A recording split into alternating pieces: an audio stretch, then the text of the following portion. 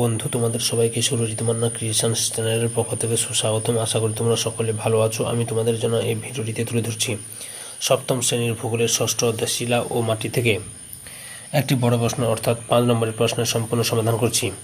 প্রশ্নটি হচ্ছে, মাটির সৃষ্টির নিয়ন্ত্রণগুলি আলোচনা করো।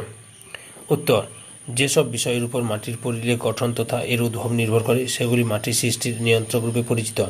মৃৎবিজ্ঞানী জেনির মতে মাটি গঠনের উপর 5টি নিয়ন্ত্রক হল জলবায়ু, জীবজগৎ, ভূপ্রকৃতি, আদিশিলা ও সময়।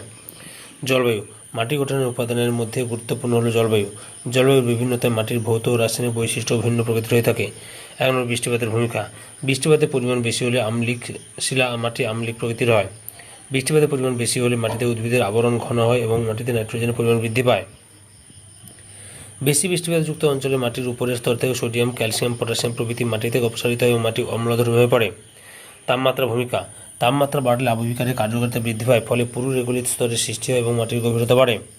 অধিক তাপমাত্রাযুক্ত অঞ্চলে মাটিতে কাঁচা জৈব পদার্থের পরিমাণ কম হয় এবং মাটিতে নাইট্রোজেনের পরিমাণ হ্রাস পায়। জীবজগৎ। মাটির সৃষ্টিতে জীবজগতের প্রভাব বলতে উদ্ভিদ ও প্রাণীর সামগ্রিক ভূমিকাকে বোঝায়। উদ্ভিদের প্রভাব।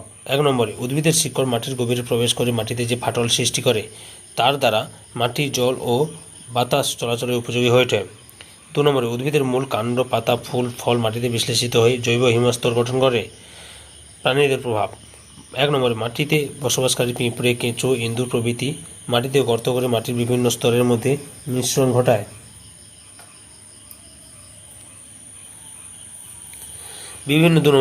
বিভিন্ন প্রাণীদেহ পচে গিয়ে হিমা সৃষ্টি করে।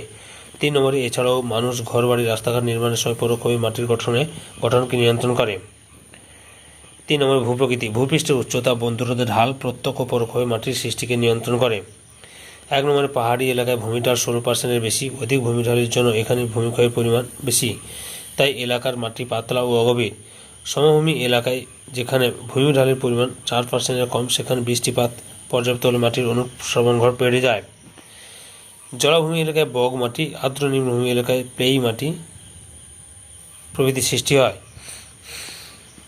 4 নম্বরে, আদিশিলা। শিলা মাটির গঠনে প্রধান উৎস হয়, একে আদিশিলা বা জনকশিলা বলে। মাটির রং, গঠন, কাঠামো, জলধারণ ক্ষমতা ইত্যাদি মূলত নির্ভর করে আদিশিলার উপর। আবার ভবিষ্যতে মাটি কেমন হবে তাও নির্ভর করে শিলার প্রকৃতির উপর। যেমন ব্যাসল্ট শিলা থেকে কৃষ্ণমাটির সৃষ্টি হয়। শিলায় ফেলসপার খনিজ বেশি থাকলে কাদামাটির সৃষ্টি হয়। চুনাপাথর থেকে সাদা বা ধূসর রঙের মাটির সৃষ্টি হয়। কঠিন শিলার তুলনায় কোমল শিলায় মাটির গঠন দ্রুত হয়।